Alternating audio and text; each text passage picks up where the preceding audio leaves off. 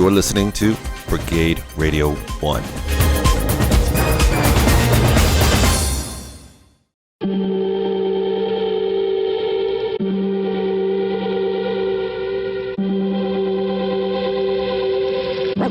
Welcome to the Antisocial Show. They're coming. They're coming. They're coming. They're coming to get you.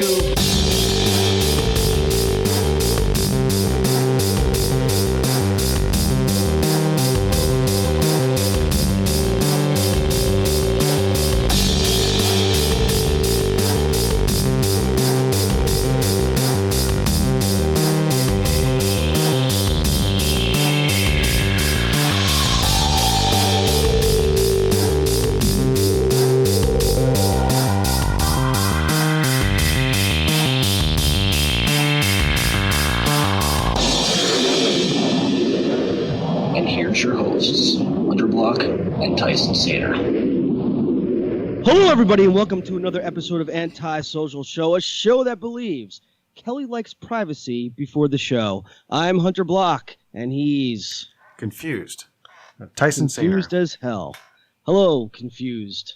How are we doing? And please tell me, I don't mean to cut you off, but please tell me what you're confused about. I don't understand what that was a reference to, so I had no idea what that was. Maybe our guest, okay? Maybe our guest will know what that reference, what that reference is. Oh, yes. I hope, anyway. Our guest, yes, we have a returning guest, actor, singer, podcaster, all-around great guy, karaoke enthusiast, occasional stand-up comedian, Korey Epps, ladies and gentlemen. Absolutely. Hello, confused. How are you? Not sure. Wait, what was that? So wait, what was the reference again? So again, I people who are listening to this, I literally just woke up. Okay, so the reference is, or the line was, Kelly likes a little privacy before showtime. Oh, Clerks 2. There we go. There you go. Okay, now I can see it. It's been a while since I've seen Clerks 2. It's been a while since I've seen most of those movies, actually, now I think about it. But yeah. Yeah, I one of my friends ended up buying me Clerks 2 on Blu-ray because I was looking at it on Amazon one day, and he was just wondering what I was doing, and he had like a gift card, I guess, on Amazon, so he ended up buying me that Blu-ray that's on there. So now I have this Clerks Blu-ray that I have yet to open. Sitting on my desk right now, that I might actually end up watching, I guess, in between my next couple days off that I have right now. Cool. You should. Do you enjoy watching like extras and whatnot on I was going to say DVDs and Blu-rays, but I mean just what the home media that has become a thing where it actually, one of the reasons why people get hard copies these days is to have extra materials. Do you enjoy things like commentaries and whatnot, Korey? I do. It's one of those things where I feel like, okay, I sit there and watch the movies, but how did this get made or something? Like I'm a movie nerd, so like that's probably one of my favorite things to do on a Blu-ray. Even not just a Blu-ray, like even video games, they have some video games have like certain like little like extra stuff and commentary. For example, Tomb Raider, the definitive edition for PlayStation 4, and I'm pretty sure Xbox too has it. But like they have a bunch of extra stuff that you can do and get and whatnot, and artwork and art conceptions and everything. So I like stuff like that. It's cool. Portal actually has a commentary that kind of unfolds as you go through the levels. You ever played Portal? Anybody? Yeah. I haven't yet. Yeah, it's pretty fun. I mean, it was. I just revisited it a little bit recently. I was showing it to my mom to see, like, if it, to show her kind of like why I like certain types of video games, and I don't think she enjoyed the sound of GLaDOS's voice think it might have been a little creepy. But of course, I'm used to it by now. I'm all sorts of dark humor now, and it's and GLaDOS is pretty dark. But yeah, that song's still alive at the end is really cool. We actually have that on Rock Band. But remember that game, the with the plastic? Another game that nobody has played in years. But yeah, I did the drums recently. Like I was always better at the drums than I was at the guitar peripheral. Oh, and I also enjoyed the singing part. For me, it was Guitar Hero 3. Nice. I think we have Guitar Hero had Guitar Hero 3. Excuse me. Having trouble speaking. Is that the one with Dragon Force's song "Through the Fire and the Flame," or is that a later or earlier release? No, I think it is that one. I know it's at the very end. I know one of the I forgot. I think it might have been what is it? Rockstar. It might have been a Rockstar game, but they did Rockstar the Beatles or whatever. I played that. Oh yeah. I would always play guitar. Yeah. Yeah, that is a good one. We have Beatles Rock Band as well. Again, I would play the drums on that one.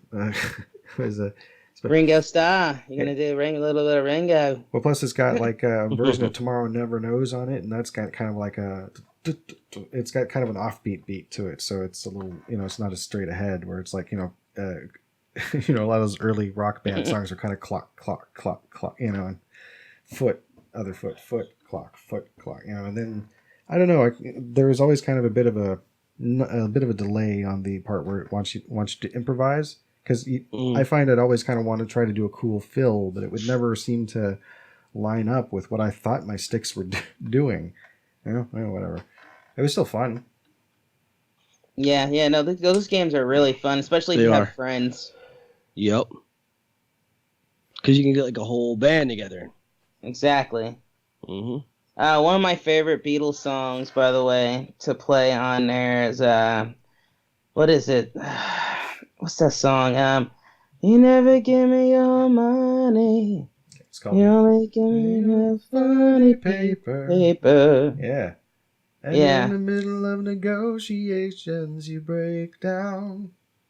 That's it's called "You Never Give Me Your Money." It's part of the longer series of songs that was stuck together at the end of Abbey Road. So, really? Yeah. If there's a whole thing, it does a breakdown, and then out of college, money is spent, see no future, pay no rent, all the money's gone, nowhere to go. Yeah, it's one of the many songs that are in that one song, which apparently is connected to a whole other. Yeah, there's like Golden Slumbers, and Here Comes the Sun King, and then into Mean Mr. Mustard, and Polythene Pam, and all that stuff. Yeah, that's a great album. But yeah, so the Beatles Rock Band. Did you? Were you another person that I know of that really liked the song "If I Fell"? Did we talk about that one time a long time ago? Or was that something else? Yeah, I mean, I love that song. I love that song mostly because the first time I heard it though was not the Beatles. It was through Maroon 5. Oh. Through an album they put out through Target. Where they did like a little live like acoustic mini session with like 4 songs or whatever. Oh, nice. And he did. They ended up. Adam Levine ended up just pulling out the guitar and doing it, and it was beautiful. Like I like that version of it. I've been falling in love with a lot of different music lately. You like songs with good harmonies and whatnot in them? Definitely harmonies and then personality. Yeah. Have you ever heard much America? Mm-mm. They've got some. Well, they did A Horse with No Name, but they've also got other songs like The Best of America includes songs like Daisy Jane and Sister Golden Hair. But like they did a version of Muskrat Love that was really good. Their voices merged together really well. Oh, Ventura Highway is one. That's a Ventura Highway in the sunshine, moonshine, where the days are strong. It's been too long since I've heard the song, but anyway, it's their voices go together well. Like Crosby, Stills, Nash and Young, also great combination of voices together. Yeah. One song that I've been really into, and I just picked up a ukulele today. Oh, nice, good. It's just a beginner's, and it's mostly because of an artist by the name of Rebecca Sugar. Now, a lot of people don't know who that is because, and they know her. They will recognize her songs because they've heard them if they're an Adventure Time fan. I don't know if you gentlemen have seen Adventure Time. I have not. I've seen little bits of it. It's something I've been meaning to spend more time watching and just never got around to it. But now that I have a kid, I'll probably be exposed to more cartoons again. So that'd be great. That might be something I could... Just do me a favor, Tyson, not to cut Korey off. I just have one small request, okay? Mm-hmm. Okay, so obviously you have to go to Toys R Us or whatever, Kids R Us for toys and shit like that. Just don't beat up the big old purple dinosaur that's there like in that movie, 9 Months or whatever the hell it is. Or the one with Hugh Grant. Yeah, that one. I remember that movie. It was yeah. It was pretty funny. I only saw it the one time. But I thought it was funny. Jeff Goldblum was in that movie. Yes, he was. Robin Really? Williams. I forgot. Yep. Yeah, there's a lot of people in that. Of course, Julianne Moore. Yeah. The redhead. There's a lot of people in that movie. I forgot they were even in that movie. Yeah, I'm gonna have to see. I'm gonna have to see that one again. It was a while back. Good lord. It's as far as Hugh Grant movies go, it was pretty good. It was up there with the ones I liked. I was a fan of Notting Hill. Yeah, that's a good one. Speaking of cartoons, right, as Tyson just was talking about, because now that he has a kid, he'll be exposed. You should really expose your kid to SpongeBob SquarePants. Yeah, please don't. No, please do. Please don't listen to him. It's gonna be. Please do. That show is hilarious. It's gonna be a while before it's SpongeBob time.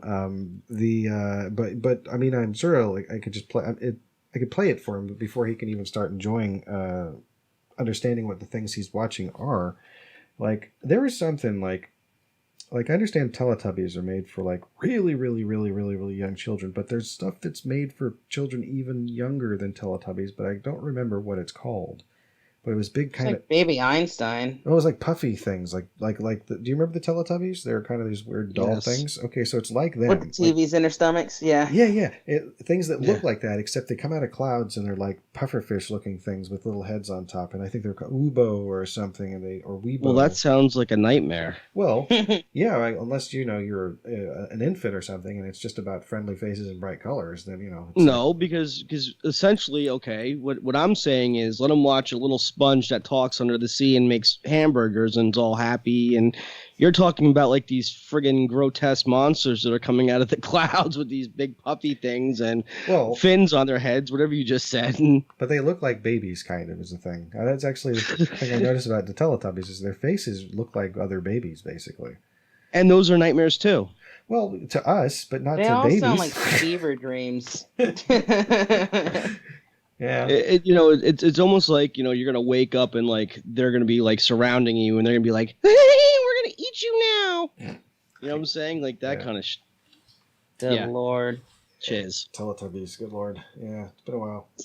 So anyway, so eventually that's probably going to be a thing eventually. Well, what I'm going to try to do is really get I want to get the old Sesame Street, like Sesame Street from the '70s Sesame Street, like the stuff I had. Now that was when Sesame Street was Sesame Street, my friend. You mean before Elmo was, soliciting sex, and before Big Bird learned about death, and Bert and Ernie came out, and yeah.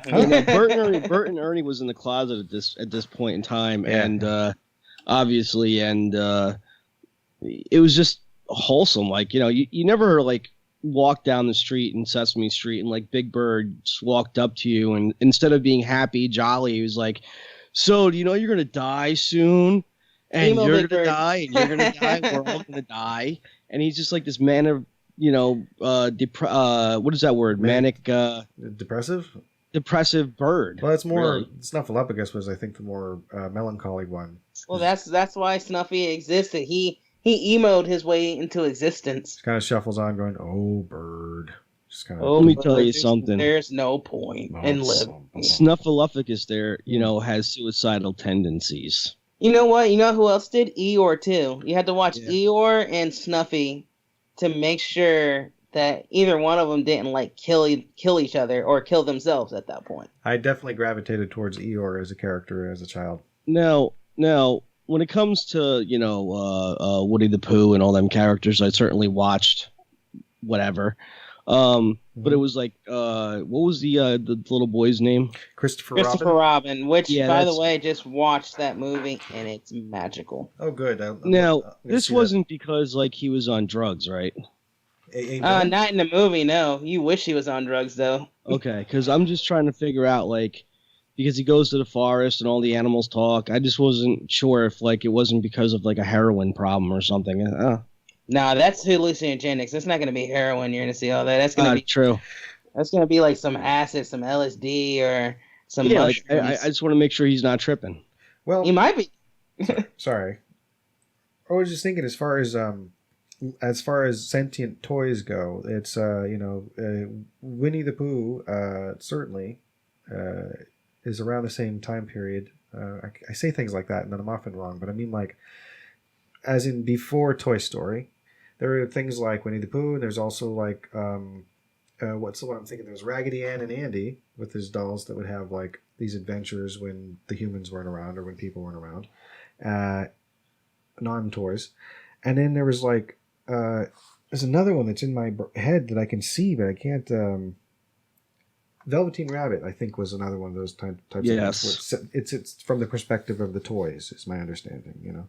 And don't forget everybody's favorite, Chucky. Oh. Was it Child's Play? Yes. Yes. Gosh, I haven't seen that in a while. So yeah, there's a Child's Play remake, I guess. Yeah. I can't wait. Or I cannot wait. Is it a reboot? No. Is that what it is? Okay, so here's what they're doing. Yeah. For movies, they're only allowed to remake the first Child's Play. They're allowed to remake Child's Play. Yeah. Not like Bride of Chucky or any of that. So they're remaking Child's Play with Mark Hamill as the voice of Chucky. Oh. We're getting the Joker. Think about it. The Joker is now going to be a doll that's walking around killing people, but it's supposed to be an android. But here's the interesting thing. Five Nights at Freddy.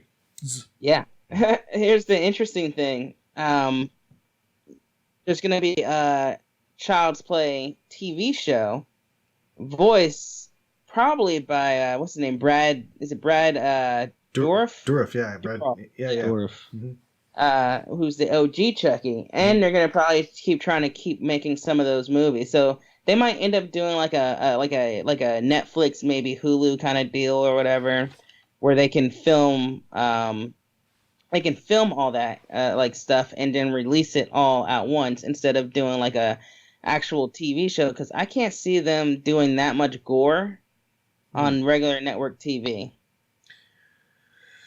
Yeah, I suppose not. It's a relative thing. They certainly do get away with a lot of violence on regular TV these days. I just hope it doesn't join like friggin' remake hell, because you know how I feel about remakes. Certain ones, yeah. You don't like the Nightmare on Elm Street one. Yes, that was a little weird. I haven't seen That was beyond weird. I've seen all the originals, but I haven't seen that. Well, here's the deal, okay? And like we talked about this before. Same people that did the remake to Nightmare on Elm Street did the exact same thing to Friday the 13th. So basically, they're responsible for both the remakes. And what they did with the remake to Freddy was they turned him into a child molester, and he wasn't. Wasn't he? And with Jason, he was just a child killer at that point, though. No, yes, regular Freddy or the original Freddy was a child killer, but in this one, he's a child molester. So that's why they burned his ass.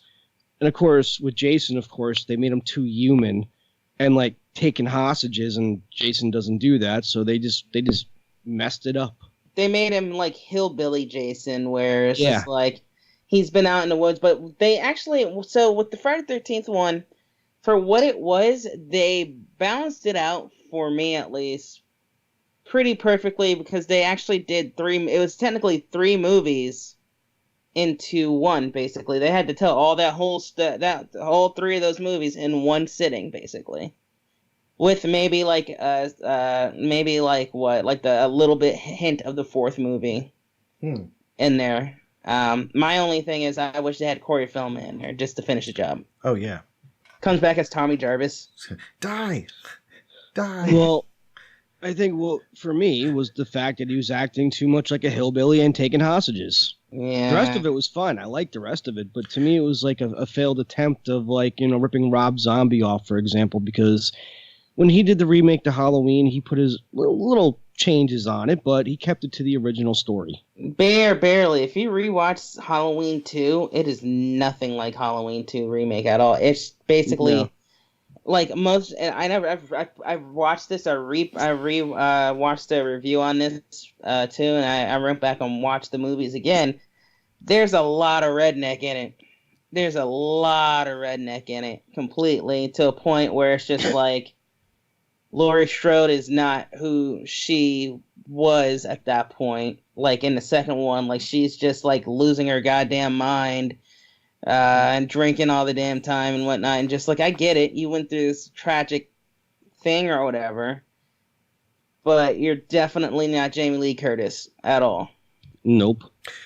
I still haven't seen either of the Rob Zombie Halloween films, but I will. You can take it or leave it. Yeah. Take it or leave it. I mean, curiosity gets the better of me Well, you see, sometimes. it's kind of like what I said last episode that we recorded, Nosferatu, the vampire. I said you could either take it or leave it. Like 50% chance that you will like this movie, and the other 50 you probably will mother F me up and down.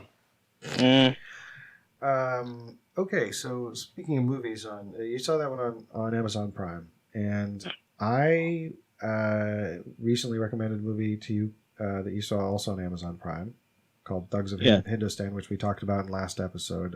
Korey, have you seen Thugs of Hindostan? I have not. Okay. What is it about? It is, okay. How would you describe what it's about, Hunter? Well, definitely like to me an Indian version of Pirates of the Caribbean.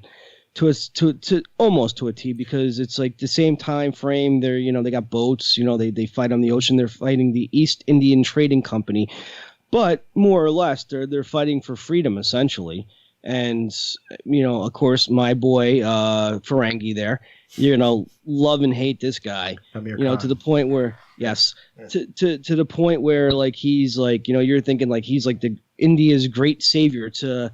I want to take this guy, behind the barn and shoot him in the head. All right, and Had there been guns in that? There was. Were there firearms? Oh, that's right. Yeah, there were. Yeah. There's been guns since forever. It was like 1795 or something. So yeah, you're right. Yeah, there was like rifles. And then you have Azad, who's like this like badass like leader of the rebels and stuff. Whoa! General Zod's in this movie. You won me over. No, Michael Shannon coming back as General Zod in this. Heck yeah! It's Azad. It's Azad. Azad. It's not the Zod. It's Azad. It's Azad. This character played by an actor named Amitabh Bachchan, I think is how you pronounce it. And he is one of India's biggest stars, as is Amir Khan, who plays the lead role in Thugs of Hindostan. It's a Bollywood. And of course, yes. Sorry, go ahead, Tyson. It's a Bollywood film, Korey, and so it's got dance numbers in it. Okay. And it's but it's a big epic adventure movie, and it's a period piece. I showed it to Laura like a couple months ago. Now, more than a month ago, and she really enjoyed it, and also the songs. So it was good. It's nice when I can pick something out that we can both enjoy. But I know that Hunter probably wasn't expecting, maybe wasn't not expecting to like it, but I don't know what were you expecting when you saw the preview and then I recommended this movie to you, and was it close to what you ended up getting? Oh, absolutely, dude. I mean, like when you first told me to watch the trailer, introduced me to it, I'm like, oh my god, this is a Bollywood film. It's like Indian, like it's just gonna give me a headache. But from trying to read the or what would be headache inducing? Oh, sorry, go ahead. Mm-hmm. Definitely an awesome movie, like so higher than expectation. Oh yeah, for me, something that I can actually rewatch. Yeah, it's definitely one I could rewatch, and it is kind of a long film. It is almost 3 hours long. So I never watched it. I still haven't sat down and watched it all in one sitting. So like when I saw it for the first time, I think I watched it over 3 or 4 days, a little bit at a time. And when I watched it with Laura, I think we watched it over 2 sessions or something like that. But a lot of their movies are actually pretty long. Like the Doom movies are all over 2 hours each. So, and they're made by kind of the same people who made Thugs of Hindustan. Anyway, and the Doom movies are more like cop movies. It's like cops and robbers, like Fast and Furious type stuff, kind of. Only in India. Also with musical numbers. Anyway, so that's those movies. So that was Amazon Prime, and then Corey mentioned this Nosferatu remake that Werner Herzog did, and I was like, oh yeah, that's a movie I've been curious about. So I went to look on Amazon Prime to see what it was also available, and I saw a movie that I had been meaning to see now for over 10 years, and I finally did. And it's a little film called Best Worst Movie. Best Worst Movie. Is that a documentary? It is a documentary. Okay. It's a documentary about, at the time, what was regarded as being the worst film of all time, which was a little movie called Troll 2.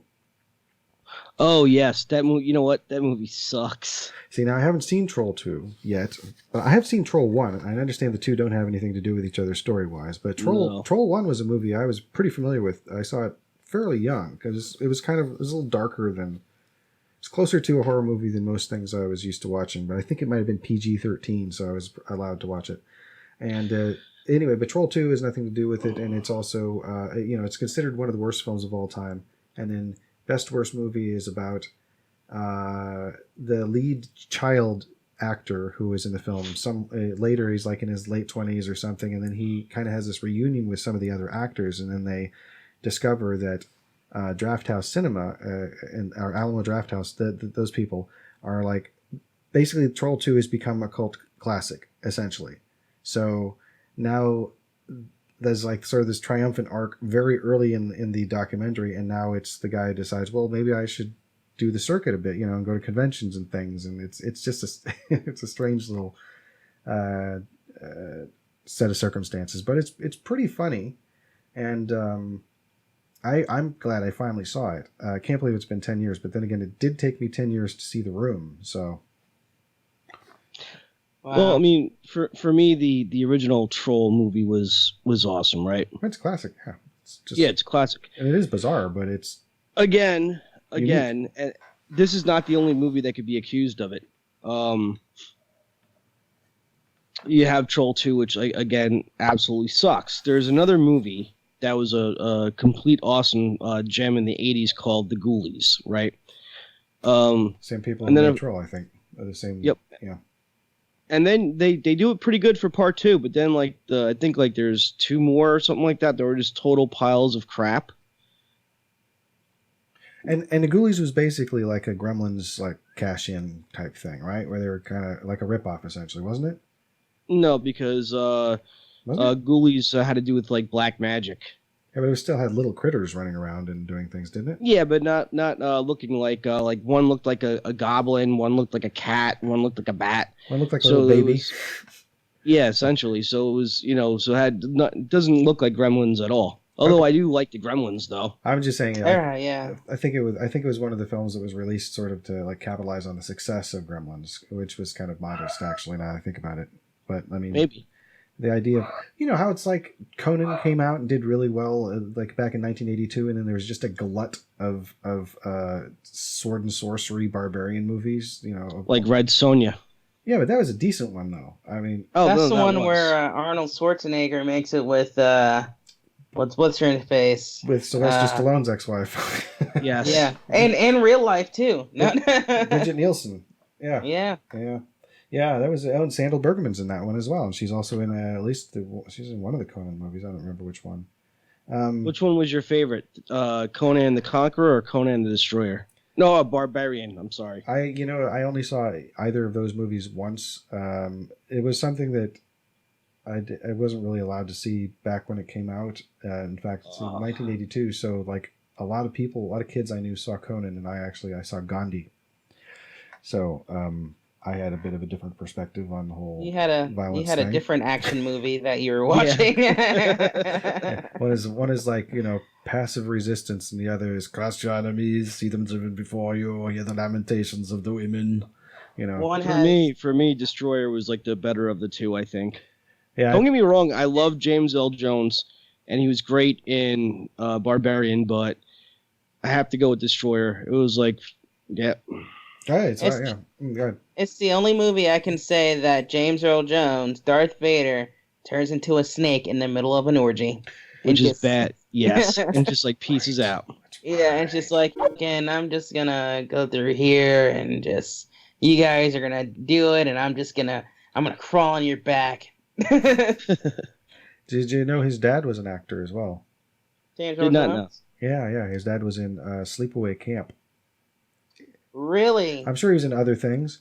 Oh, yeah, he was in other things. He was also in The Sting, but he was in Sleepaway Camp briefly, yeah. And it's like, you have to know it's him, but it's in the credits. Well, spoilers, kids. Angela's a boy. Yeah.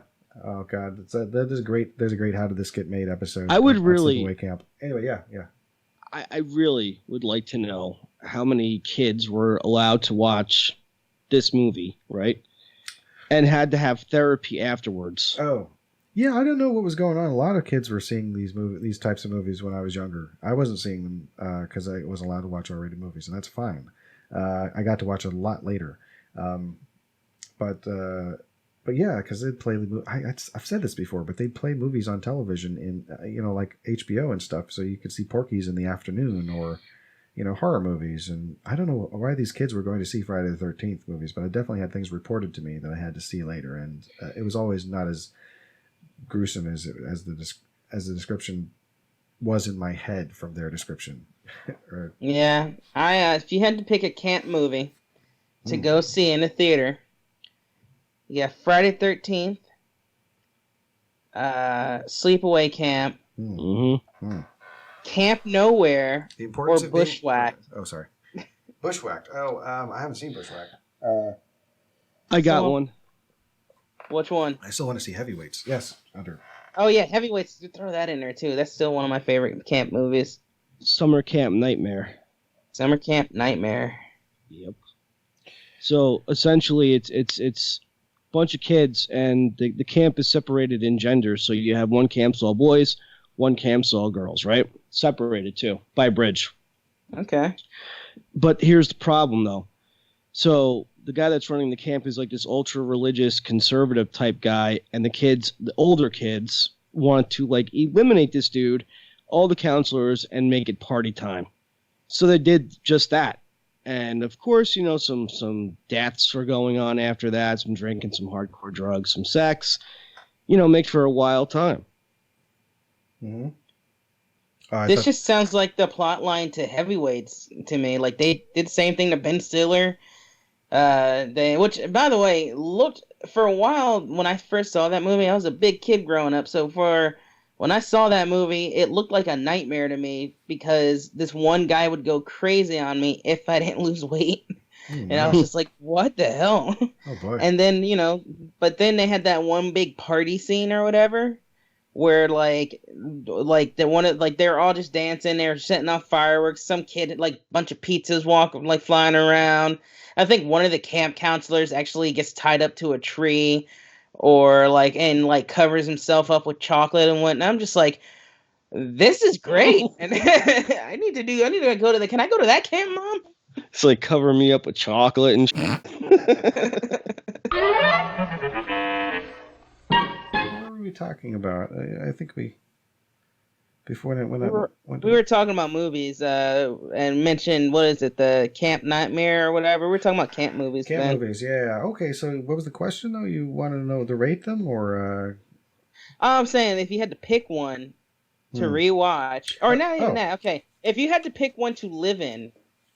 To live in. To not live in, visit for a week or whatever.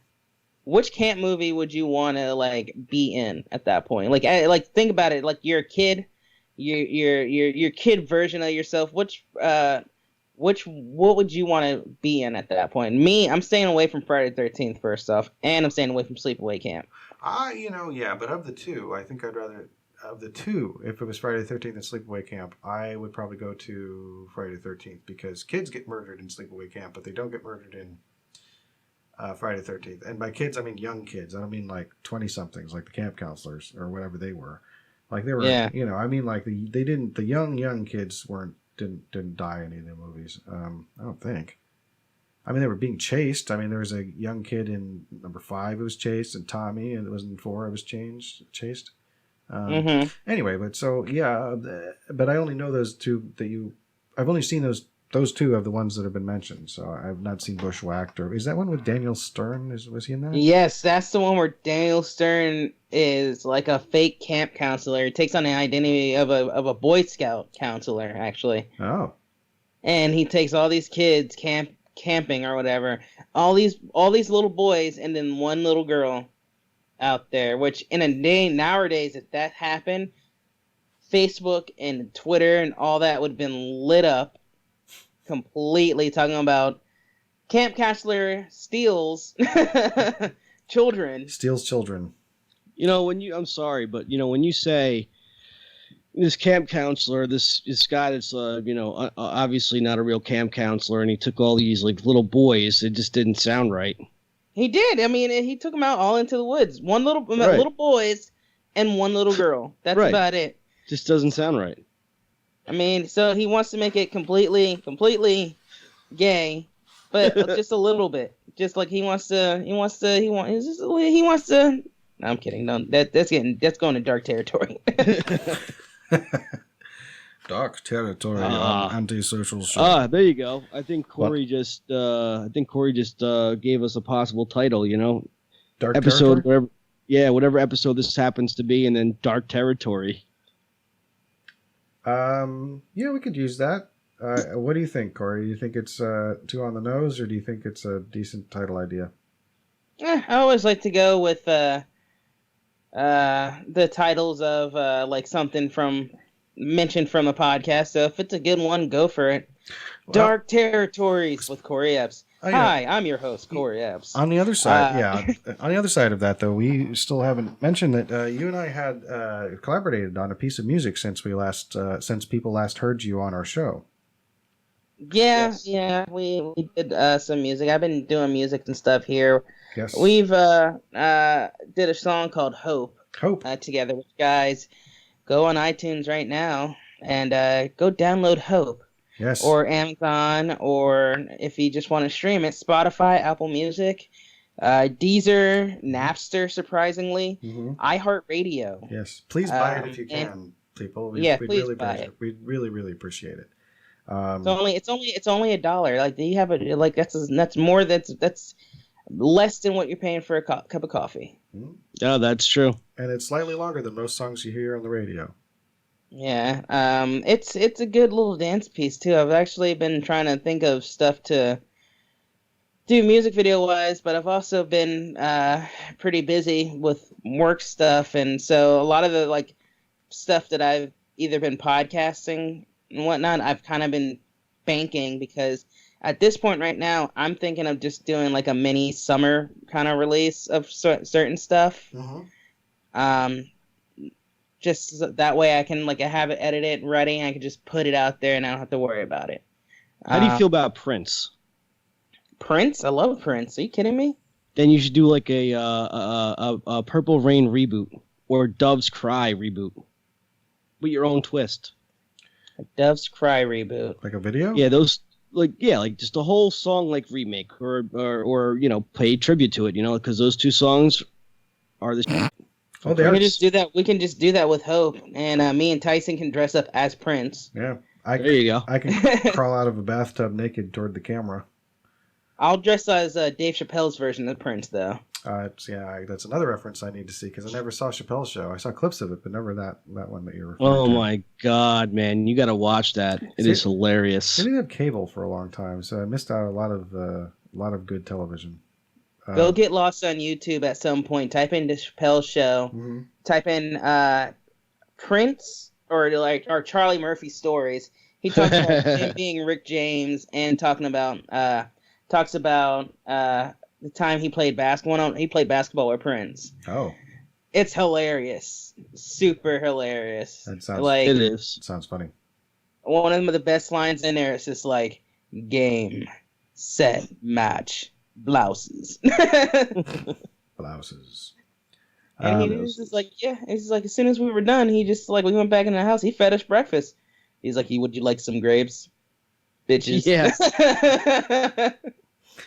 It's Or Charlie Murphy just sitting there. He's like, cocaine's a hell of a drug. Cocaine? No. Rick James said that. Oh yeah, Rick James. Sorry, my bad. Yeah, there's a time where Rick James beat the shit out of Charlie Murphy, which is Yep. another one of the skits. Oh. And he would call Rick James would always call Charlie Murphy and Eddie Murphy, what is it? Blackness or something like that. He's like, "Hey, Blackness, what are you doing?" Yeah, they're really good. I don't want to give too much more away, but you will enjoy. Oh yeah, I enjoy the clips that I have seen. It was what, 3 years or was it 2 years? And then like the third one, he got offered like a $500 million or something. It was 2 full seasons, and then the third season he ended up kind of jumping ship because of his he didn't like what the I guess what they wanted to do with it. And they had already shot like 5 episodes, so they had Charlie Murphy and another guy host while he was in Africa. That's right, he went to Africa. Yeah. Didn't he also make a movie with Michelle Gondry or something? Probably. Around that time, I seem to remember Chappelle doing something, and gosh, I don't know. Just things mashed together in my head. I don't know. Maybe. So speaking of music and Amazon Prime, one of the other documentaries I watched within the last couple days was one called 808, which was about the Roland 808 drum machine and its influence on popular music. It was pretty good. If you're a music nerd and like a equipment and music nerd, somebody who really wishes they could buy lots of gadgets and instruments but can't, 808 is a really good documentary about that drum machine. Okay. Yeah, it's got it has like some great give it a stuff shot. with Africa Bambaataa. It goes through a lot of the early singles that were a result of using the 808. Phil Collins talks about it and how he enjoyed using it. The inventor of it talks about how it kind of like came from remember the people used to have an organ that would have like foot pedals, and it would have sometimes a rhythm machine that you could turn on and just play along with it. It's basically kind of that sort of technology, but without the organ. So, I mean, but then the 808 itself is this box that's like heavy and black and about yay big, and it's got these colorful buttons on it, and it's just this nice hunk of machinery with great drum sounds that are also not that I don't know what I'm trying to say. They're not that. It's not that they're not versatile. It's just that they only sound like 808 sounds, but you can do really fun stuff with them, you know. And it's like you don't use the sounds unless you want that sound for your song, you know. You know what I mean? Yeah. That's a lot of the stuff that I use for to make like demos or whatever on GarageBand are 808 sounds and 909 sounds and 909s, just like different ones on there. I had to take GarageBand off of my phone though for a little bit just so I'm not getting distracted. I'm still writing songs, good. know, right now. Still trying to put the quote unquote album together. Yeah, totally. I heard you got the ukulele in the background there earlier before we had little sound problems. Yeah, I'm still trying to figure it out. Like I'm not really playing it now. I just have it sitting here. I'm trying to keep it tuned. That's the big issue right now. It's not staying super tuned because the tuners, Jesse, who we worked with, of course. Oh yeah, Jesse Cole. Jesse Cole. He took a look at the tuners on this, and they just kind of keep slipping, I guess, somewhat on here. So it doesn't sound completely. Sounds a little off. Yeah, one of those is off, definitely. Yeah. I think it's GCEA, unless it's a tenor ukulele. It's a soprano. It's a soprano uke. So is that what the strings are? Is GCEA? For that one, what is it? It is GCE E-A, yes. Cool. Okay. So yeah, I totally know chord patterns for that. Like I could tell you what certain ones would be. Like this one is. That one was a G. That was a G string. Yeah. That was a G string. The top string, the one that's closest to you when you hold the Uh-huh. ukulele. Yeah. So if you hold down the third string, the fourth string and the third fret, and just that string, and then strum, that's a C major chord. Oh, okay. So it's open, open, open 3 is basically how you would diagram that, like on a chord chart, telling them. Well, So, also, yeah, go ahead. No, I ended up ordering this because we were talking about earlier with like Adventure Time. There's a song on there I want to learn how to play. Cool. Called Time Adventure by Rebecca Sugar. It's a very relatable song to especially what's been going on a lot around here with me and my friends and all that. Oh. And like I can relate to it in some way. And like it goes, time is an illusion that helps makes things make sense. So we are always living in the present tense. It seems unforgiving when the good things end. But you and I will always be back then. You and I will always be back then. Singing will happen. Happening, happen. Will happen, happening, happen. Will happen again and again. 'Cause you and I will always be back then. So I want to learn how to play that song. Thank you. Thank you. That's you play this on here, I get like what, 5 cents off of the wax there? No? Yes? No. 5 cents off the wax? What? 5 cents off the wax. No, off the wax. Cool. I will say one thing. I don't know. I'm again still tired. Mm-hmm. I'm looking at Hunter right now, and I'm getting kind of a Brian O'Halloran / Kevin Smith cross going on right now. Oh yeah, a little Dante kind of energy. The Dante goatee with the Kevin Smith jersey. Mm. Yes. I think that's called a Van Dyke, is it not? But is it a Dick Van Dyke? No. I think that's what the goatee is called. It's a specific shape, I believe, is called a Van Dyke, but I'm not sure. I used to have a Lemmy. Yeah. Oh, Lemmy. Oh, I remember that. For a while there, I had sideburns, and then I had it straight across to a Fu Manchu. Basically, went up here around my face and then down again. That's and when you. That's when you had longer hair too, right? Yeah, I was also 60 pounds heavier around then. Yeah. Oh, yeah, I did have longer hair. I did. Yeah. Good Lord, I had some long hair at one point. Yeah, I just started growing hair. Now it's all chopped off. Yes, it is. Most. At least it's not going. At least it's not going gray. It is. It is so much going gray. You just can't see it with. But it's distinguished. It's like it's a little under somewhat there, but it works. If I put my head close to the camera, I assume the camera's right about here. You're poking my eye.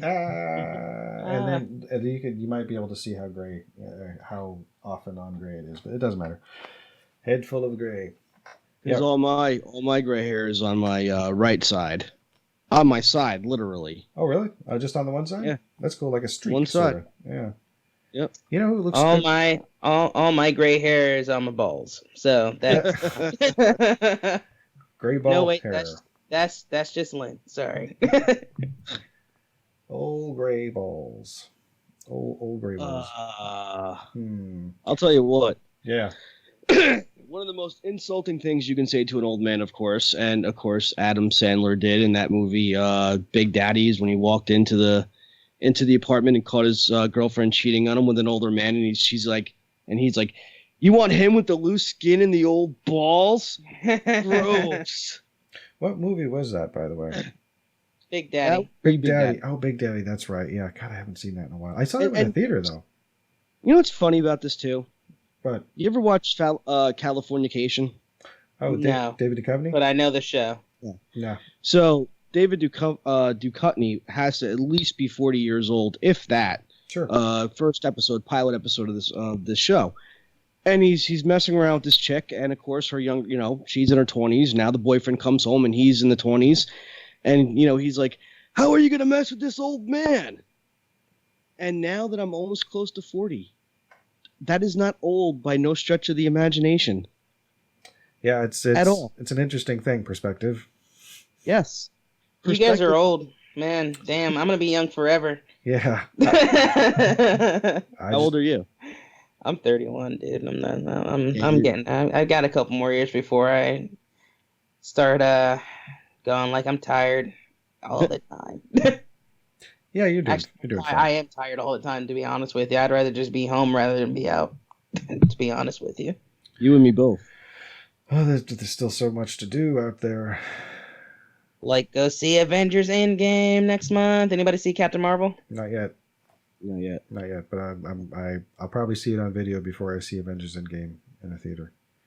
I imagine we'll probably collect Well, it. it's coming out next month. Avengers Endgame. So yeah, well, Captain Marvel will probably be out on home media before two, like they did that with Black Panther, where it came out like real soon, and then Avengers. It came out like 2 months after, I think. Yeah, it was real close to it. So yeah, so we should be able to see, unless they decide not to, but we should be able to see Captain Marvel just before that. In this case, because we have seen all of them up to this point, all of the movies. And we also collected them, so yeah, that's cool. I need to start my collection.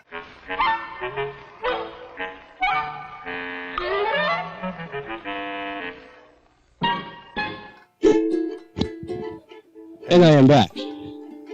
Hello, welcome back. All right. Thank you.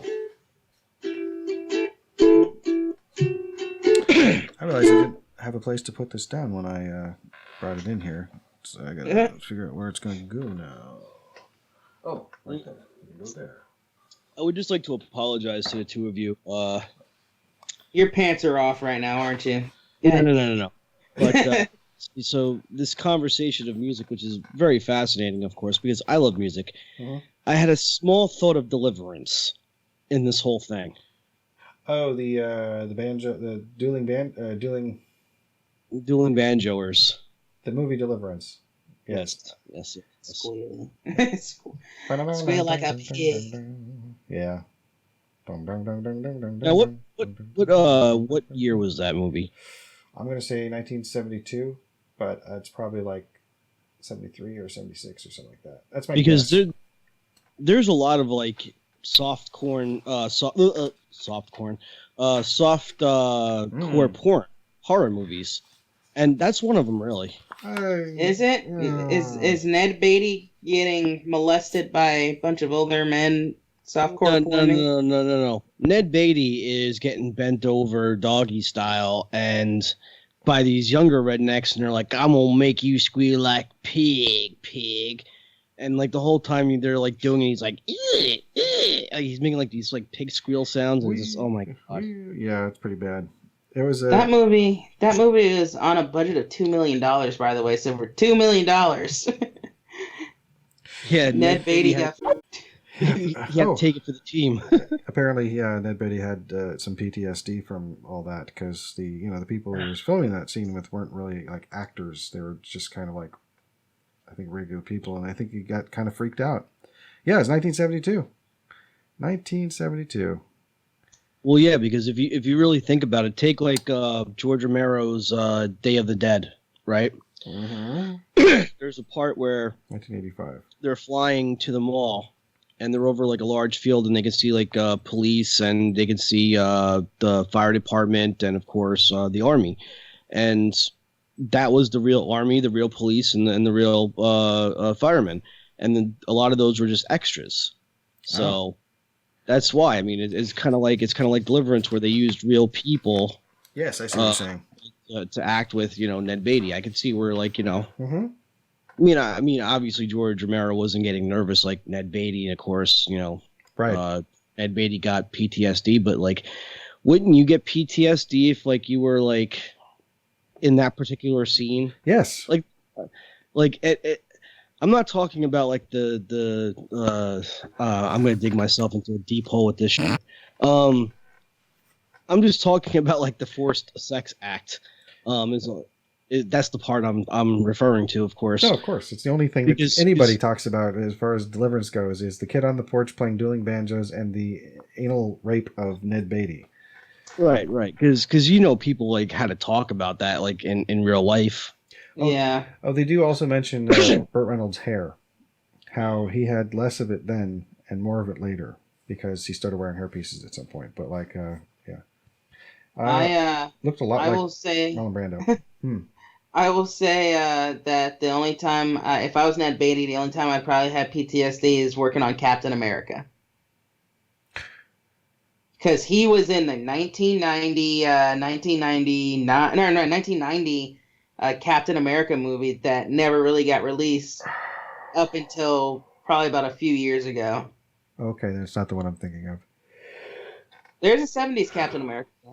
I've probably seen that. Well, there's the one that I called 3 Dev Adam that we talked about on this show, but that's yes, Hunter. He also plays Dan's father in the Roseanne Show. Really? Oh. Yep. That's right. He did. So if you think about it, he's had all these crappy roles. Yeah. I mean, it kind of like develops like a stigmatism, after a while. It's like, yeah, you know who I am, but it's not because of anything like, right. Great. It's like, stigma. I play Dan's scumbag father. I played the rape victim in the woods.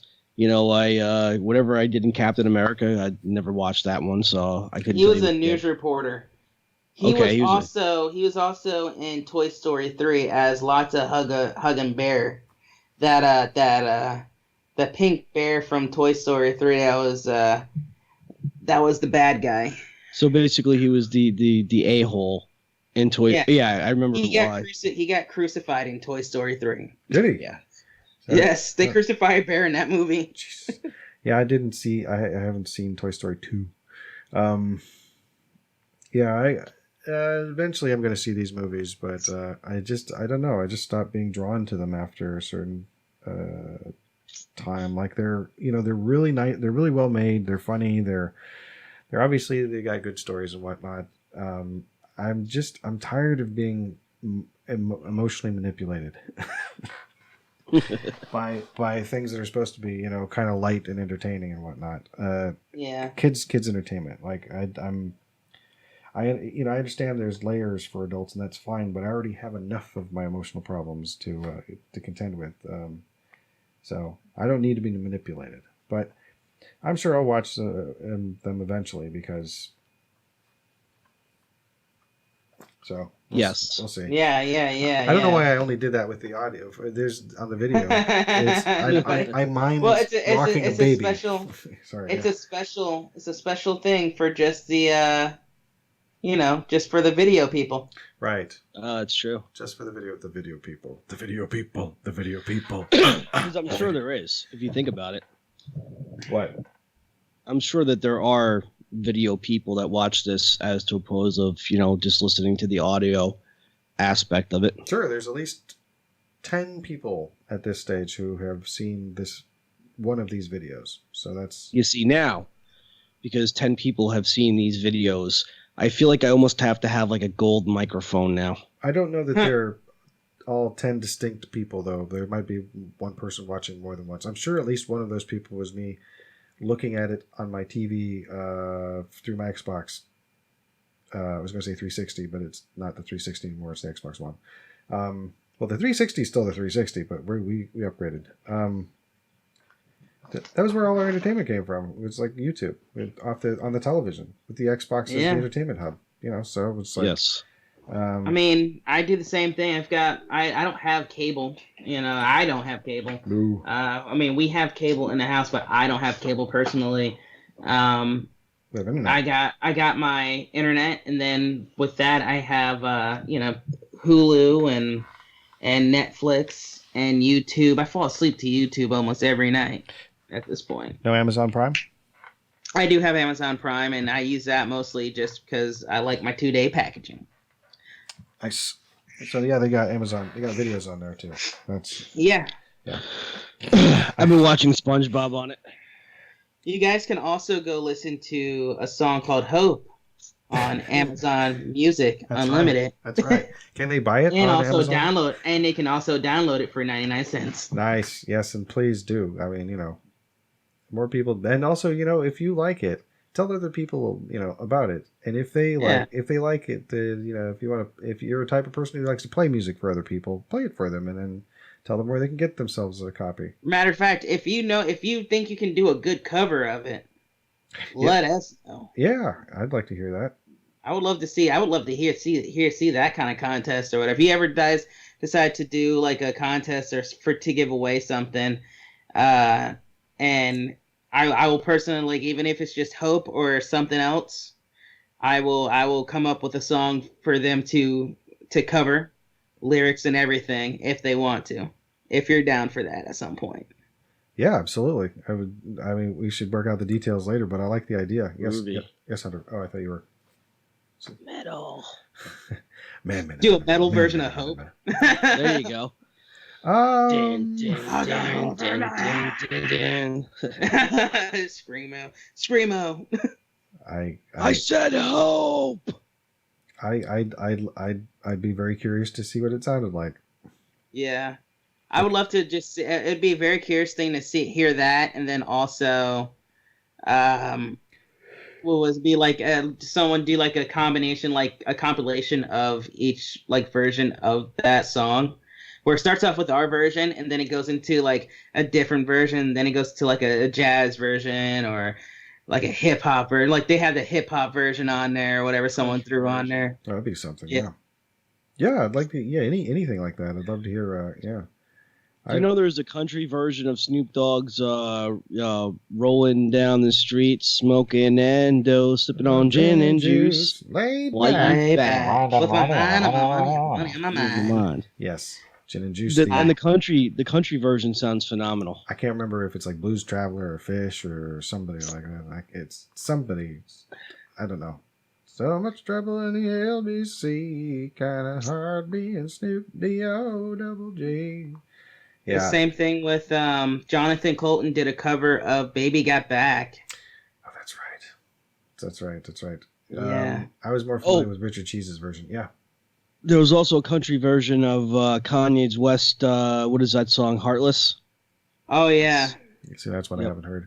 Speaking of that, of Kanye West, did he literally do a song where he's just saying poopty scoopty over and over again? Yes, he did. Or something like that? No, the real question... Scoop, doopity doop. Scoopity doop, scoopity doop. The real question is, has Kanye West lost his mind? I feel like he... So, hi everybody. Black guy here talking. Okay. I'm here to explain about Kanye West. Please. Please do. I feel like Kanye West kind of went off the rails as soon as he lost his mom. His mom kind of kept him in check. And I would say Kim might keep him in check because, that's the wife factor in it. No man wants to get in trouble with his wife, first off. That is our kryptonite in that one.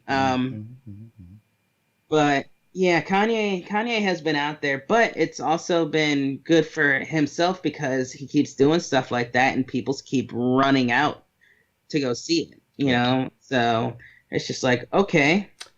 It's a genius of self-marketing. Yeah. Late Registration was a great album. That's the only one that I've really heard and paid attention to. But I did hear something. So, do you think "Poop de Scoop" to whatever it is a good piece of music?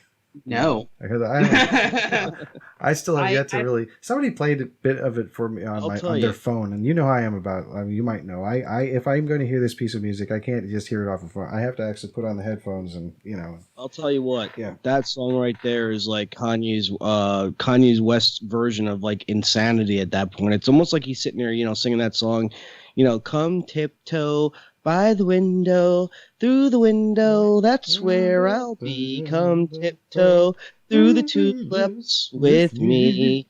I feel like it's like that level of insanity that we're dealing with Kanye West. But I mean, that was camp though. When Tiny Tim did that, it wasn't an actual, an insane person. I mean, well, I guess it's relative. I don't know. Well, yeah, but see, you got to understand that. So you gotta understand that, like, that song wasn't intended to be that when it was created, but unfortunately, that's what it evolved to. Nothing you could do about that.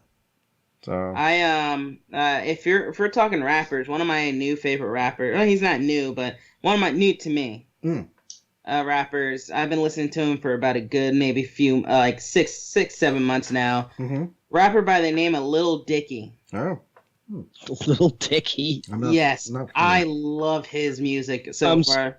I'm sorry, but I mean, like, he might have like really good music, and I don't mean to bash the brother or nothing like that, but I don't think I would have picked Little Dicky as a name. Yeah, well, he does it as a satire. Like he's a rapper who is actually really good at comedy and stuff. Like Okay, cool. So that's the reason why he went for it. If you ever get a chance, I'm gonna read at least 5 of the songs that I love from him. Okay. Pillow Talk featuring Brain, and that one's literally him having pillow talk with a girl after he just got done having sex with her, and it's hilarious because she's talking about all this stuff that she doesn't really like. He's like, oh, there's no like God. She's like, yeah, but there's a God, and literally his brain comes out of nowhere and just starts rapping at him, rapping at both of them. It's just like, crap. It's really fun. Plus, John C. Reilly's in it as God. John C. Reilly plays God in this music video. Oh, that's bizarre. There's also a professional rapper with Snoop Dogg, and that one's animated, and that's actually really good. Save That Money, and that one's about everybody in the rap game always exaggerates about throwing money in the air and whatnot. Lil Dicky's all about trying to save that money. It's just like I wanted to, and that music video is a really good one because he used that music video as an experiment to make the cheapest music video he could ever make. Oh. Like he got almost everything on there pro bono, just by giving everybody like a shout out or like a plug on his music video. Let me freak, which is him trying to have sex with this girl throughout his years of being with her, and her just not really. Him just picking the wrong time to actually have sex with her or whatever. Mm-hmm. And he just wants to get freaky. And then finally, this is the one that introduced me to Lil Dicky. Freaky Friday featuring Chris Brown, where they switch bodies. That's all I'm going to say. Oh, no. That Chris Brown? Chris Brown. Oh, Chris yeah, Brown. Oh, that's what the song's about, though. It's not actually. Chris Brown isn't actually in the song. He is. He is. It's Chris called Freaky Friday featuring Chris Brown, and they switch bodies in it. Yeah, I'll probably. I'm gonna skip Rihanna's Chris Brown. Yeah, I know. Yeah. But it's I will not say, even your birthday. But I will lick the house and that. Give it to her in the worst way. If you're gonna go watch the Lil Dicky music video, just watch the pillow talking one. You will lose your shit. All right. Girl, I want to you right now. It's been a long time. I've been missing your body. Let me turn the lights down, because when I go down, it's a private party. Now I'm done. So when are we putting him on a track? What was that? That was Cake by Rihanna and Chris Brown. Oh. And that was before he hit her, right? Yep. Or no, actually, I think it might have been after. Damn. That's messed up. Yeah. Strange things. So real quick, I wanted to ask about Adventure Time a little bit, just for a second. Are you a fan of the show in general, Korey? I am now. Like I started watching it like 3-4 weeks ago, because one day I was having a really bad panic attack, and I needed to get something off my mind, so I put it on, and it really helped me. Like I remember I watched a couple episodes here and there before. One of my best friends, Jess, she loves it, and of course when that was happening, she's the first person that kind of popped into my head, and I was just like, all right, I'm gonna either text her or maybe do something that I know we're both familiar with doing together. So I put on Adventure Time, and it was actually, the narrative is really good. You wouldn't think it. You'd think it'd be like just like a straight kids show, and it has some of that elements, but it also has like a really good narrative to it. That's what I understand. There is a podcast about it, about Adventure Time, and it's done. Since you brought up the rappers, the newer rappers, there's a rapper that I bring up occasionally called Open Mike Eagle. And he, I believe, has a podcast or a soundcast with somebody else where they talk about Adventure Time and how great it is, basically. Like, I think that's the entire thrust of the podcast. So I can't remember what it's called, but I'm sure I'll insert the information somewhere on the screen here when I've done that. But if it might be worth looking into. Plus, have you heard much of Open Mike Eagle's stuff? No, I've never even heard of him. It's pretty good. It's the pretty first good. time. It's pretty fun stuff. His the first album that I heard him do that I listened to from end to end, I think was called Hella Personal Film Festival or something like that. Might not be exactly what it is, but it was good. I remember I listened to it from end to end. He's a big fan of and also has sampled They Might Be Giants. Like he's a big fan of them, which is interesting. Okay. Yeah, it's a pretty niche thing because it's like I remember a lot of kids I knew were really like They Might Be Giants. They're usually like the drama kids and whatnot. The drama kids. Yeah, that's what they're called. The drama kids, you know. There's the drama kids, the choir kids, the band kids, and then there's the jocks and the other people. Yeah, but here's you mean the bullies? The bullies? Some of them. The people that beat me up? The bullies? here's the problem, okay? Back when all of us went to school, right? Obviously in high school, there was a social class system that you, or demographic that you could belong to, you know, and you're absolutely right. There was like, you know, science club, the jocks, you know, the goths, the motorheads, you know, all that good stuff. The motorheads. Yeah, sure. No, yeah. It's just funny. And of course you said drama, right? Here's the problem. Every single kid in school right now has joined the friggin' drama club. Right now? Right now. Because everything is a drama. Oh, I see what you're saying. I see what you did there. Yeah. But yeah, I don't know. It was it was a good time. Drama was something that definitely helped save my life when I was in high school. Yeah, but back then, it was great. Like back when I was in high school, it was great. Back when Korey, I'm sure, was in high school, it was great. But now it's just like it kind of like transcended, you know, non-reality into reality is what I'm saying. Like you don't need drama class anymore because everything is a drama. Right, I get it. Okay, yeah. But I'm not saying that drama's not great. I like drama, but there's also comedy. There's that too. Comedy, you know, the contrast between drama and comedy. Did you do drama or choir or anything like that when you were in high school, Korey? I did choir for maybe like one semester. Yeah. I forgot why I got out of it though. I didn't really do drama so much. I had a chance to do a drama up in New York. Like I did Copacabana.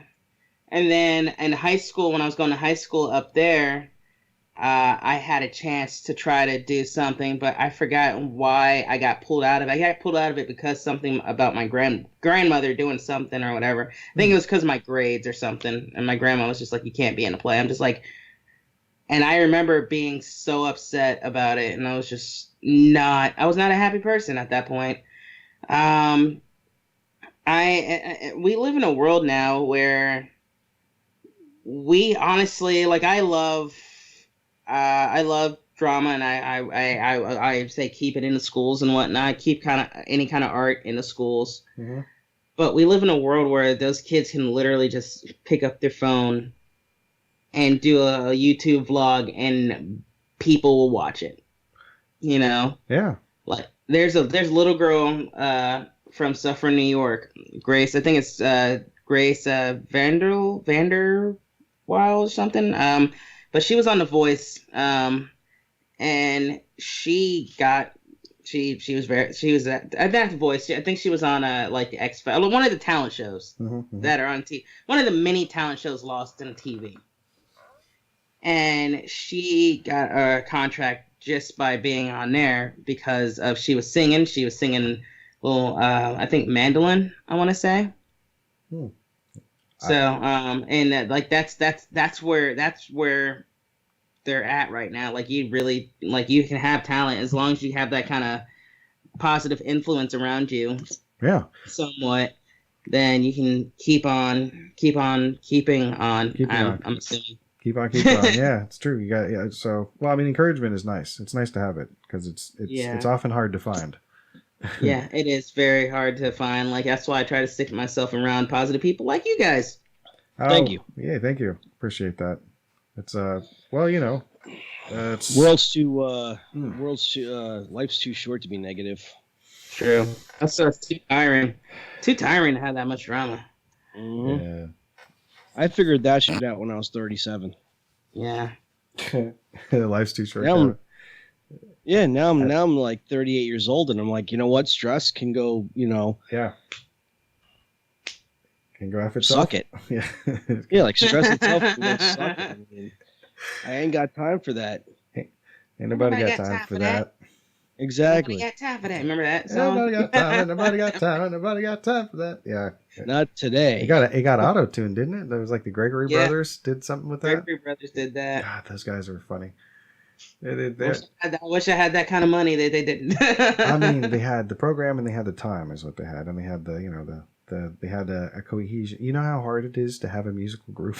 Well, you might have tried to have a musical group and have had a few of them fall apart, I imagine. But yeah, maybe. I certainly did. I tried to have a musical group here and there, and it's very difficult to keep people on point and working towards the goal of creating stuff.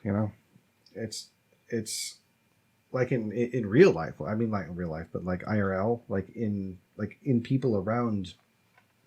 Like, we're in 3 different parts of the world. You know what I'm saying? Like, people in our peer group. People we went to school with, people that we knew were friends, but people local to us. It's difficult just with that. So but where is the great state of Georgia located geographically? Oh, I'm not in Georgia anymore. I moved to Spain, guys. I got lost on a boat, and no. His former home, Georgia. Where is that? South. Right. South. It's south, but it's also East Coast. Right. It's also close to the East Coast, though. It is south. Yeah. So finally, for once, I'm not being overran by West Coast people. For once, it's great. It's fabulous. Tyson, what'd you do to him? I don't know. I have no idea. No, I have nothing against the West Coast people. Essentially, if you think about it, it is East meets West, because that's basically, you're the West, I'm the East, and that's how it rolls. Sure. Oh my God, you guys are your own versions of Rush Hour. Yeah, pretty much. Which one of you is Jackie Chan and which one is Chris Tucker? I would be Jackie Chan. So that means I got to be Chris Tucker, huh? It's the excitement in your voice. Well, I'd have to like do a bunch of helium like often. You never touch a black man's radio. Hell no. Yeah. You smoked this. Oh wait, no, it's the wrong movie. Ooh, he did. I remember that line too, and I remember that scene. Yeah. That was a good movie. I definitely like the first one. I don't remember the second one, and I really don't remember the third one. But the first one was good. I remember the first one where Jackie Chan got called from Japan? No, China.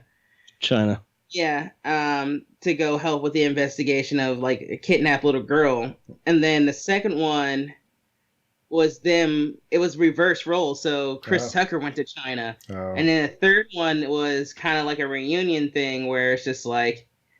They went to I guess Paris or something like that. I don't know.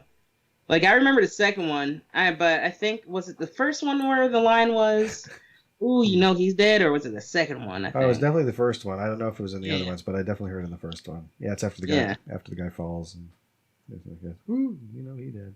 Yeah. There's so many good moments in those movies. In that movie, especially he's like, "All right, y'all want to fight? All right, come on." And then just one of the guys just picks up, okay, which one of y'all did that? Which one of y'all? Which one of y'all picked me? Which one? Yeah. Or when he's like, okay, everybody, let's just breathe. Breathe. We got to pray. We're going to pray. Wipe yourself off. You're bleeding.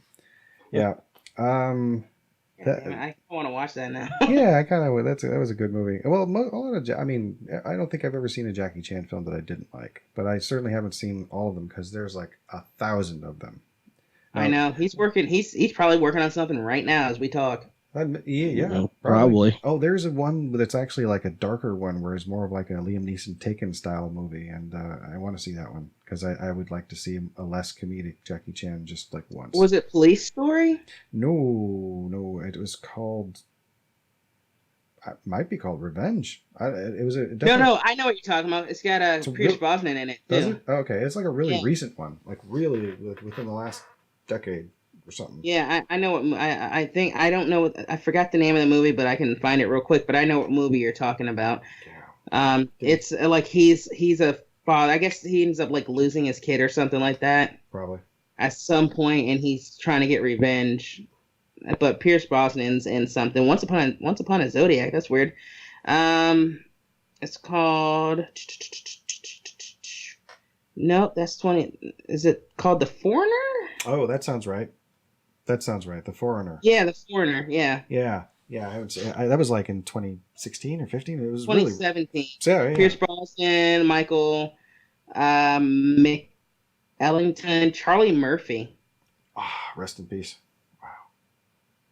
I don't know if that. No, it's a different Charlie Murphy. Oh, okay. Female Charlie Murphy. Well, still rest in peace, other Charlie Murphy. Yeah. Right. Yeah. Well, so the cop movies where they do that, I like it how they tend to do that where it's like Crocodile Dundee. The first one, it's fish out of water, where the American comes over to Australia for the first part of the movie, and then she brings the Australian back with her to New York, and he's like, "This is great. What's this place?" Yeah, and he's like, out of his element. And then they did the opposite of that for the sequel. For the sequel, yeah. And then not very many, no movies until like 20 years later or something. I wasn't quite. Well, it might have been longer, but anyway. But yeah, so they do that with like the Doom movies, these cop and robbers movies. The first one takes place in Mumbai, and then in the second one, starts in Mumbai, and then they go to Rio, and it's just like in the favelas, and it's a whole thing. It's like the big statue of Jesus on the hill and everything, and just it's great good use of location, let's just say. And then by the third one, it's set in Chicago and filmed in Chicago, and then they have to bring in special investigators from Mumbai, and it happens to be our heroes from the first two movies. So it's a whole thing. And there are also comedies. I mean, they're action comedies more or less. They're not like. Yeah, a lot of people don't, when they think Jackie Chan, they don't associate him with his comedy, but he is a really funny comedic actor. Oh yeah, I mean, some of the stuff he's done, and it's very like Buster Keaton stuff. Like, I mean, there was one, I was in middle, I want to say middle-aged one, but how he had like a few different parts to his career where he had like a lot of movies he did, like kind of like 70s and 80s, and then like sort of like went off the radar for a while, and then Rumble in the Bronx hit, and then it was just a slew of films. So it was like during that kind of, but just slightly on the other end. There's a bit where he's dressed up in some kind of like a native to whatever area he's in costume, and he's in disguise, and then he ends up creating this, like, he has to chew up this weed, this like because it creates like a medicine to put on somebody's leg or some wound or something. But it makes your mouth numb. So like he can't tell the people that he's he's not one of the tribe, and all he can do is mime what he's doing the whole time. So the whole time was it one of the Shanghai? Was it Shanghai Noon? They might have done that gag again, but I haven't seen Shanghai Noon, so I cannot confirm or deny. I feel like it was one of the more modern ones. I was like, it's definitely post First Strike though. All right. And post Operation Condor, I think. So it's like, but before or even post maybe what was that one? The Tuxedo. He did one with Jennifer Love Hewitt that I never saw. Oh, that's when he wore like the kung fu fighting tuxedo thing or whatever. So, yeah, I heard about that. I see. There's a bunch of them I did this. Oh, it might have been Who Am I? It might have been Jackie Chan's Who Am I? I don't know. Okay. That was around late 90s, actually, so it's around the same time. Wasn't the Tuxedo movie? Wasn't the Tuxedo movie where like he didn't know shit about karate and then he puts the tuxedo on and all of a sudden he's like a kung fu master? Yeah, that was exactly the plot line. That sounds fun. That sounds like I feel like that's how they probably pitched it in the meeting. it sounds like the plot of a live action Disney movie. It's like it's magical logic and stuff, which sounds fun. Just sounds like a good time. Speaking of Disney movie, can you tell me what voice this man played in can you tell me what Disney movie this man has been in? And I'll tell you right now, it came out in 1991, and he voiced the main character from it. Let's just say there was a tale as old as time in it. Mm-hmm. That was told in it. Robbie Benson? No. Who are you? Which? Jackie Chan. Jackie Chan voiced one of the title characters in a movie that came out in 1991. Oh. Where there was a candlestick, a clock, and a teapot. Can you tell me the name of that movie, and who do you think he voiced? Well, Beauty and the Beast. Yeah. Okay. So you're saying he was in that? He voiced the character in that. Wow. Do you think you could guess that character? Which character? It's been a while since I've seen the animated Beauty and the Beast. I saw the I want to say the action Beast one. for some. I want to say the Beast for some reason. No. Is that your final answer? Yeah. I'm gonna say I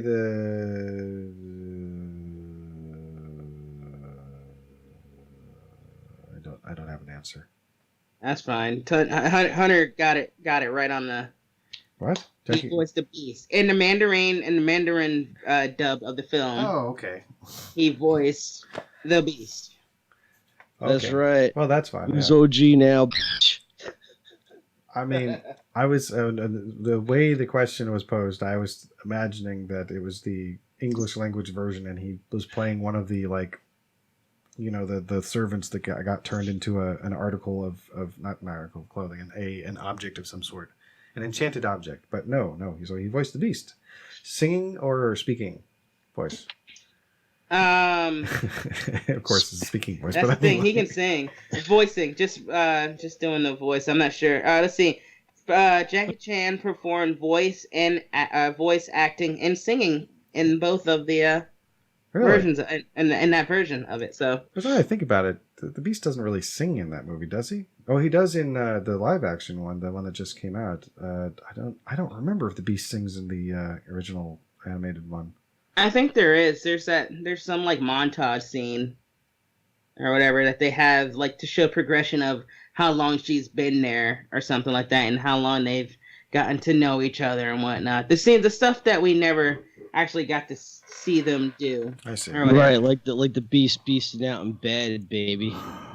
No, that happened that happened that night. Like after, like he showed her like the flower and shit, and whatnot. Like, you want to see my red thing? He's like, what? Yeah, that's it. It's like I gave you a library. Now you's gonna put out. And then the music from Deliverance starts playing.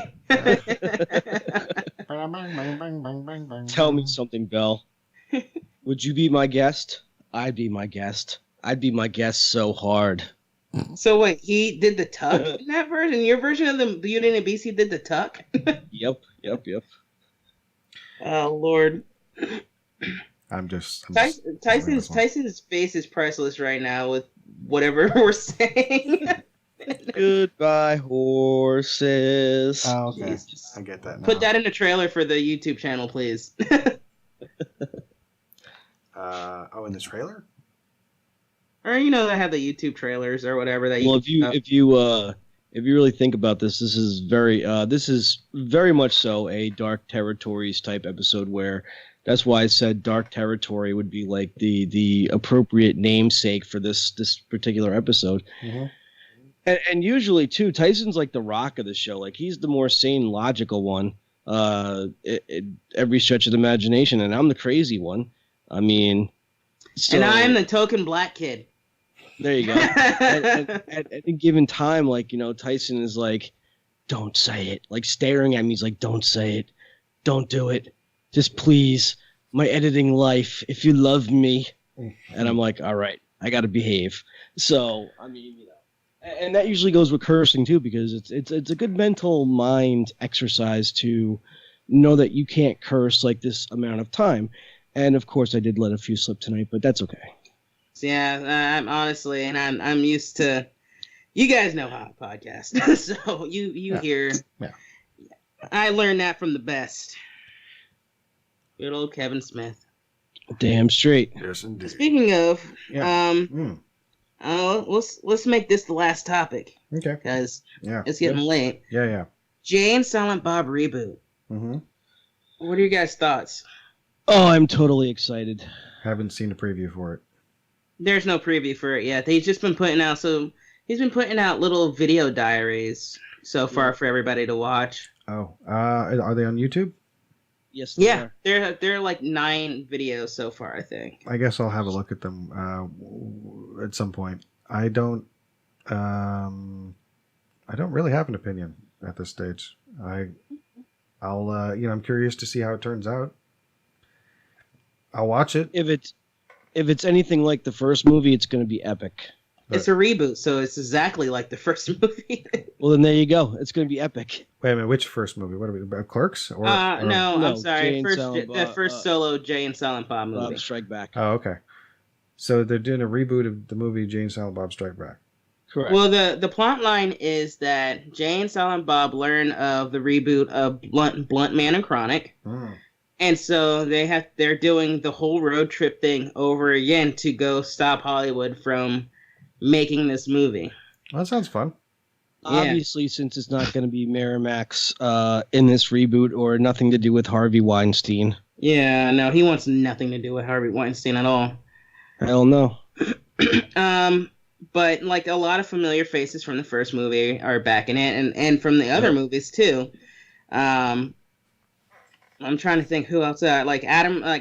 Well, he wasn't in the first movie, but like Adam Brody is going to be back, of course. Joey Lauren Adams is coming back. Cool. I'm trying to think. Will Ferrell? Jason Biggs. No Will Ferrell. I don't think. No. Jason Biggs. Biggs and James Vanderbeek. Jon Stewart? No. He was more of just cameo in that one. Fred Armisen's in it though. Oh, cool. Ali Larder? No. See, none of those girls except for what's her name? Elizabeth. Chick from American Pie. Shannon Elizabeth. Shannon Elizabeth. Yeah, she's coming back. Really? Yeah.